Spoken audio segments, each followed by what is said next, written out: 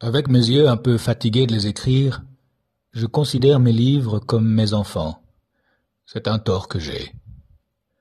Du jour où j'ai arrêté de les écrire, j'aurais dû leur dire « Allez, vous êtes grands à présent, faites votre vie. » Seulement le monde vers lequel je les poussais à avancer ne les favorise pas, pour ne pas dire qu'il les méprise, voire pire. Un père, disait Jules Renard, a deux vies, la sienne et celle de ses enfants. Je crois que Jules Renard disait la sienne et celle de son fils, mais peu importe. Je ne vais pas laisser l'adversité piétiner la moitié de ma vie sous prétexte que mes livres sont assez grands pour se défendre.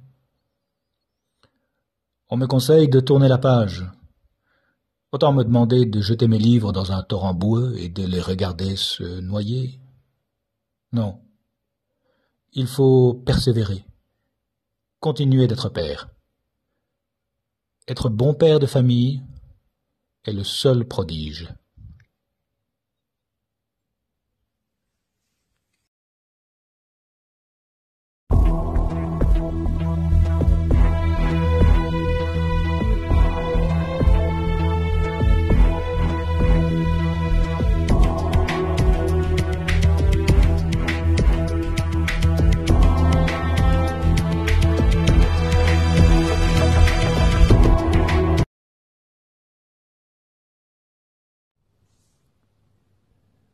N'ont-elles pas voulu que plane plus longtemps le doute sur leur nombre réel, ou ont-elles cessé d'être d'accord sur les détails permettant la perpétuation de leur mystère?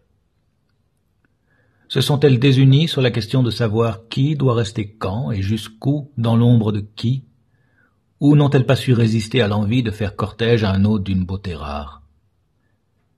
Les voici toutes, quoi qu'il en soit, les infirmières du docteur X, comme venues prendre part à une procession s'étirant de la chambre d'incubation jusqu'à la porte par laquelle on accède à la salle d'opération. Au garde-à-vous de la sensualité obéissante à un ordre supérieur, de proche en proche elles attendent, mobilisées par une sorte d'élégante course-relais dont Pitt serait le témoin. Non qu'il soit nécessaire pour les infirmières de le tenir, de se le passer, ou encore même de le porter, ce qu'à moins de s'y prendre à plusieurs, elles semblent d'ailleurs peu en mesure d'accomplir avec leur physique de danseuses d'amphore. Encore, qu'il ne faille pas sous-estimer la force d'une infirmière, et qu'on en ait vu de belles et graciles jeunes femmes faire le tour d'un ventre d'amphore pour aller s'embrocher en dansant sur le couteau du sacrifice attendant du côté obscur, caché aux spectateurs. Réveillé par ces exercices, Pitt décourage d'ailleurs la première infirmière, qui l'invite à avancer, de lui donner le bras, comme à un infirme aux jambes en coton. À travers la légère brume soulevée par le vin liquoreux, réagissant aux effets de l'insidieux calmant, il marche droit, le front à la bonne hauteur et un sourire aux lèvres, la démarche canonique. Il porte sa robe fendue à la manière d'un kython, et la serviette éponge qu'il a jetée sur son épaule en la faisant claquer le drape à la manière d'une chlamyde. Pas de poignard à la ceinture, pas de ceinture. Du bout du pied, il a écarté la paire de pantoufles posées sur son chemin et va pieds nus, d'une femme à l'autre, sans leur parler et en s'interdisant presque de les voir, sinon d'apprécier leurs réserves, leur port, leur présence. C'est bientôt au tour de la troisième infirmière de jeter les fleurs de sa fraîche beauté sur son passage, avant d'emboîter le pas aux deux premières. Si la ressemblance qui lie physiquement ces femmes tient au fait qu'elles apparaissent rarement ensemble, comme Pitt le pensait avant que son docteur ne le démente, cette procession devrait aboutir au sacrifice officiel de leur ressemblance physique. Or, c'est le contraire qui se produit. Leur similarité de corps resta troublante, peut-être parce que, vue par un homme marchant à l'intérieur d'une procession, toute femme belle, selon les purs et simples critères d'un invariable canon, pourrait honorer le nom d'Aphrodite. Une opération de charme avant l'opération qui, aux yeux de Pitt, ne pouvait en avoir autant. Rien ne distinguait la quatrième infirmière des précédentes, si ce n'est la façon qu'avait son dos d'épouser la courbe intérieure du couloir sans le toucher. Pitt reconnut en elle l'hôtesse d'accueil, coincé tout à l'heure avec la même grâce entre sa blanche paroi convexe et la courbe du comptoir. Le mur se courba-t-il pour saluer Pitt, traçant un admirable virage avec chaque centimètre de ses pieds, ou est-ce l'infirmière qui courba les épaules à son approche? Loin d'avoir le désir de savoir, Pitt eut à peine celui de la regarder, tant il savait qu'un regard trop appuyé susciterait une zone de dépression entre son propre visage et celui de la femme visée, que cette zone se remplirait aussitôt du désir invariable de plaire à qui le suscite, et que ce désir se transformerait sans tarder en une pluie de regards. Les quelques flèches enflammées qui manquèrent de peu de se prendre dans la chevelure en chignon de l'infirmière décidèrent Pitt à fermer les yeux, ce qui chez lui voulait dire ne pas laisser faire, résister. Chrétien, au cerveau imprégné d'images d'un hellénisme impur, c'est lorsqu'il ferma les yeux qu'il découvrit que son parcours avait été fléché à l'aide de corps de femmes, immobiles et souples comme des cariatides, et que l'une d'elles, celle qui le clouerait à son désir, s'il la regardait avec les yeux qu'il faut pour souffrir, représentait, avec la sensibilité et les poses d'une femme, le martyre érotique de saint Sébastien contre sa colonne. Entraîné hors de sa trajectoire par son effort mystique d'oubli du corps, Pitt mordit l'une des deux lignes virtuelles entre lesquelles il avait mis le pied, jusque-là, et cet écart fut interprété comme une faiblesse. La cinquième infirmière s'avança pour le soutenir, et Pitt d'ouvrir les yeux comme elle lui prenait l'avant-bras. Elles étaient donc 5, comme les doigts de la main, épousant à présent l'intérieur de son poignet. 5 femmes, avançant en demi-cercle, derrière un homme dont le bras délicatement soutenu pointait comme un rayon solitaire vers une porte fermée. Pitt eût aimé féliciter la personne qu'on avait chargée du casting, car il avait encore du mal à penser que son docteur, malgré tous les talents qu'il lui reconnaissait déjà, n'eût pas délégué ce travail à quelqu'un de métier. Le docteur X et ses infirmières appartenaient à une même histoire. Il lui donnait l'impression qu'il avait été projeté sur le plateau d'un tournage dirigé in absentia par Fellini, avec un peu d'originalité et d'exubérance en moins, et surtout l'obligation d'être juste sans excès, selon les critères de justesse imposés mais non définis par le maître, présent en esprit derrière les caméras de surveillance, qui étaient partout. Les infirmières, surtout, sont belles, anormalement belles pour des femmes grandies dans un métier si décourageant pour la beauté d'apparat, que le rouge, rappel cruel du sang qui va couler ou qui inexorablement s'anémise, se retire volontairement des lèvres de celles qui soignent. Parfums, vernis, talons hauts et tant d'autres accessoires ont été semblablement exilés dans des régions incertaines et inconnues qu'on nomme vie privée. Seule la lingerie intime subsiste sous les blouses, quoique dans la clinique du Dr X, les infirmières semblent l'avoir au moins en partie sacrifiée. Malgré cet holocauste d'à peu près toutes les prothèses séductives, impensables pour les femmes qui prennent soin de leur image, dont elles sont à jamais malades, les appâts de celles qui se vouent à la cause médicale, du moins dans un établissement privé, en sont miraculeusement magnifiés. Les 5 exemplaires de l'infirmière idéale suivant le Dr X étaient ainsi l'ornement d'un théâtre où se jouait à guichet fermé, pour un public choisi et choyé, sinon chéri, la comédie de la petite éternité. Le Dr X avait forgé ce concept de petite éternité, en référence à celui de petite mort. Au drame engendré par l'irruption incontrôlable d'un plaisir physique si fort qu'il laissait les corps à demi-morts, répondait logiquement, d'après lui, la comédie de la magnification du corps, à l'heure où l'esprit était envahi par la conscience que ce qui faisait la beauté du corps, ainsi que le plaisir que le corps en tirait, avait déjà à moitié disparu.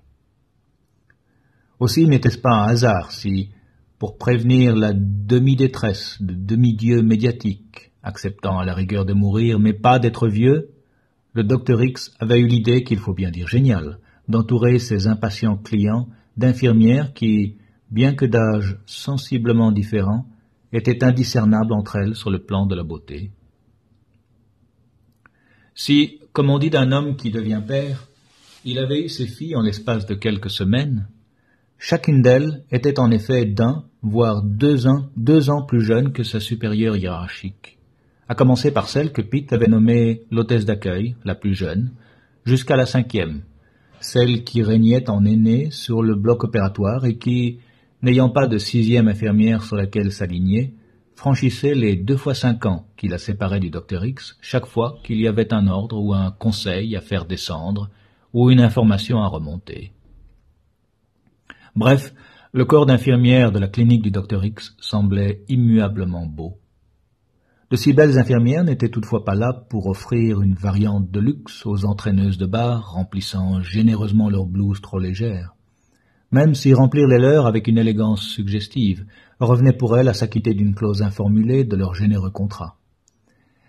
Elles étaient là pour mettre le voile de gaze de l'illusion sur les plaies qui ne sont pas visibles. Leur beauté était faite pour toucher des stars à l'esprit un peu trop occupé par l'idée qu'elles s'éteignent en même temps qu'elles brillent, pour se laisser distraire par des filles dont la beauté se laisserait observer avec moins de tact. Elles étaient, avec un art qui faisait oublier qu'elles s'appliquaient, le baume visuel et le pansement indirect propre aux mots imaginaires d'une étoile. Seul le Dr X, apparemment, pouvait s'offrir le luxe de vieillir pour que cela se voie. Lorsqu'un de ses riches patients, ignorant tout de ce luxe inconnu, faisait discrètement allusion au proverbe du cordonnier toujours moins bien chaussé que ses clients, le Dr X mettait un sourire à ses lèvres amères et annonçait qu'il était dans la 5e saison. Habitué des séries télévisées, né dedans pour ainsi dire, et en vivant au moins une partie de l'année, le patient croyait comprendre ce que le Dr X entendait par 5e saison, et il se trompait. La 5e saison n'était pas, pour lui, synonyme d'essoufflement, de l'engouement ou de lassitude, comme c'est souvent le cas pour les séries. Et sa clinique n'était évidemment pas en train de vivre un de ces épisodes tragiques où, pour empêcher une série de péricliter, on essaie de tout, y compris d'altérer l'image de l'acteur principal. Du reste, le Dr X ne disait rien qui pût détromper son patient, si son patient n'insistait pas. Il se gardait bien de dire que son établissement était entré dans sa 10e année d'existence, que la liste d'attente s'allongeait d'année en année comme en hiver la queue devant la porte d'un abri pour sans-logis new-yorkais, et que sa passion pour son travail étant aussi forte qu'au premier jour de sa première saison, elle lui semblait désormais immuable.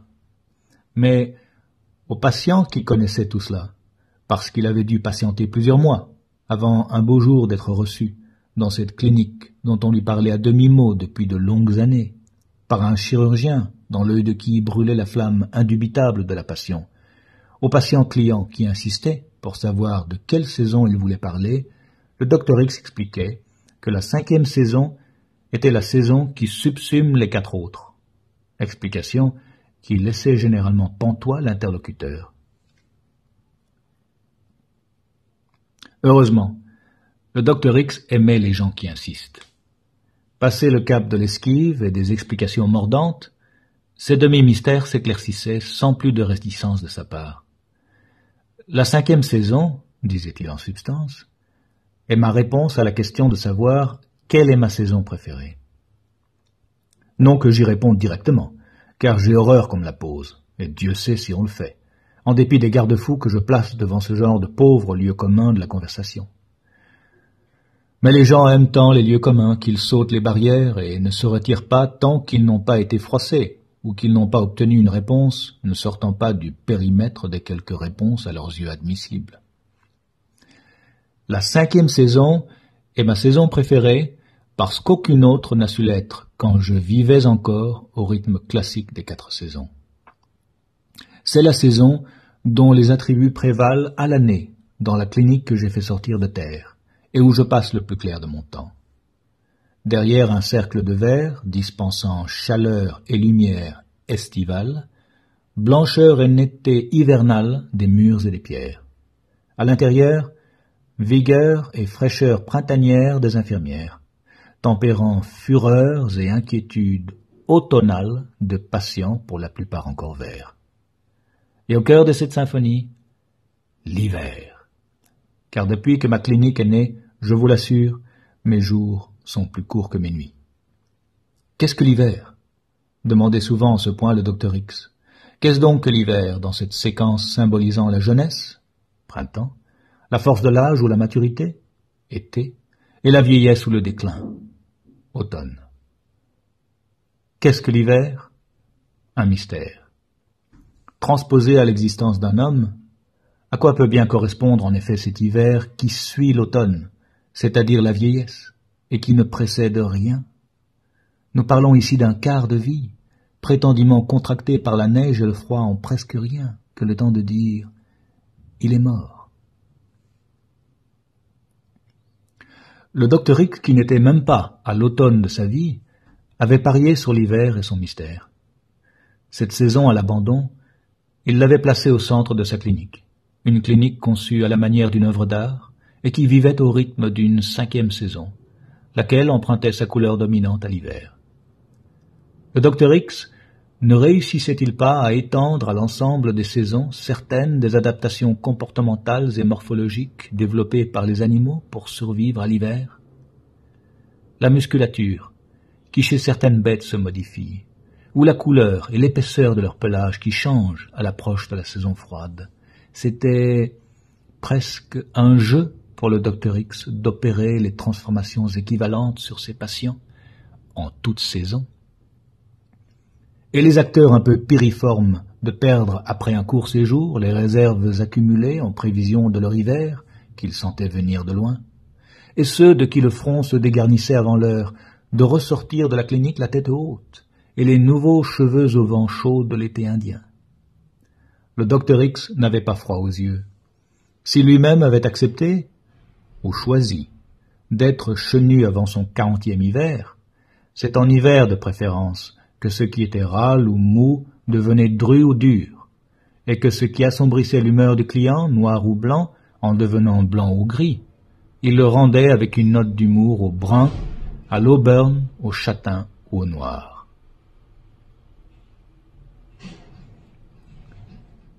S'il faut à tout prix découper le temps pour en parler et se situer soi-même par rapport à ce découpage, disait le docteur X, on ne peut pas ne pas commencer par remonter au début, arguait-il, au mythe qui inaugure, en l'expliquant avec un souffle inégalé, le cycle des saisons. Au mythe, ajoutait-il, qui inaugure le cycle des explications esthétiquement enivrantes et inspirées. Or, la mythologie qu'il consulta sur ce sujet était claire. L'hiver était à l'origine de l'alternance des saisons. L'hiver était à l'origine de l'alternance des saisons. L'hiver est la période de l'année que Perséphone passait sous terre avec son mari Hadès, l'invisible, pendant que sur terre, la tristesse de Déméter, la mère, sa mère, engendrait l'hiver. Selon le mythe dont le docteur X fit son credo poétique, Perséphone, jeune déesse d'une rare beauté, l'interlocuteur imaginaire du docteur X aimerait lui demander pourquoi, à cette époque bénie, les déesses n'étaient pas toutes d'une beauté divine. Donc Perséphone, jeune déesse d'une rare beauté, est enlevée sans laisser de traces, dans le bois de Sicile où sa mère croyait pouvoir l'élever à l'abri des regards trop sensibles à la beauté. Déméter, déesse de l'agriculture et des moissons, prend alors la forme d'une vieille femme et part à la recherche de sa fille, négligeant tous les soins qu'elle doit à la terre. Très vite, pourtant, la menace de famine que son absence fait peser sur l'humanité oblige Zeus à demander à Hadès de rendre Perséphone, car c'est lui, le propre frère de Zeus et frère de la pauvre Déméter, errant depuis 9 jours à travers les champs qu'elle désole, c'est lui qui a enlevé sa nièce pour en faire sa reine aux enfers. Mais le Zeus d'en bas a des ruses supérieures.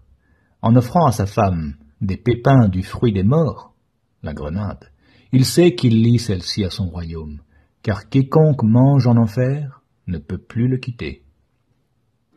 Voilà comment, fruit d'un compromis décidé par Zeus, favorable à son frère dans cette affaire qui devait lui rappeler plus d'une de ses propres aventures amoureuses, Hadès obtint la garde alternée de sa femme, 3 mois lents, pendant la saison connue aujourd'hui comme l'hiver.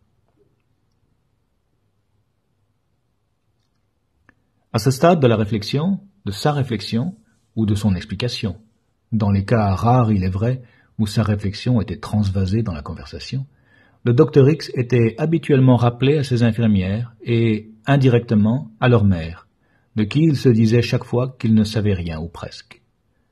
Elles ont une vie à l'air libre, pensait-il des premières, comme Perséphone, déesse du monde souterrain pendant un tiers de l'année, redevenant Corée, la jeune fille, pour passer en compagnie de sa mère les mois où la terre est verdoyante et se colore de toutes sortes de fleurs. Comment se font-elles appeler dehors? Comment sont-elles? Que font-elles, elles que je crois si bien cerner quand elles se tiennent à mes côtés? Le docteur doit se résoudre à l'ignorer, puisqu'elle se refuse à leur demander le récit de leur vie à l'extérieur, et a fortiori de la vie intérieure qu'elles mènent à l'extérieur. Comme Hadès, pensait-il. Hadès, en tant que roi des morts, était condamné par les devoirs de sa profession à ne pas s'absenter. Et si empêcher les morts de sortir de son domaine, car leur vue remplirait d'horreur les mortels et les dieux, lui laissait parfois le temps de kidnapper une jeune fille à la sauvette, cela ne suffisait certainement pas pour filer une déesse décontractée dans ses différentes activités de fille en fleurs. Hadès, concluait-il, malgré sa corne d'abondance remplie des richesses cachées dans le sol dont il est le maître, ignore ce à quoi Perséphone, sa nièce, sa femme, passe son temps, lorsqu'en congé de son fort satisfaisant enfer conjugal, elle s'échappe. Certes, le docteur X ne se prenait pas pour Hadès, le dieu régnant sur l'autre monde, mais il est sûr qu'il voyait sa clinique comme un lieu à part, une maille singulière dans le tissu urbain, un lieu frontière où les saisons se distendaient, se chevauchaient, s'effaçaient même, au point qu'entrer dans sa clinique, c'était accéder à la compréhension d'une 5e saison, une saison dans laquelle les 4 premières, pénétrées également par la présence diffuse de la mort, se survivaient, les unes dans les autres. Arrêtons-nous ici. La suite pourtant est intéressante, mais je vous laisse la découvrir par vous-même.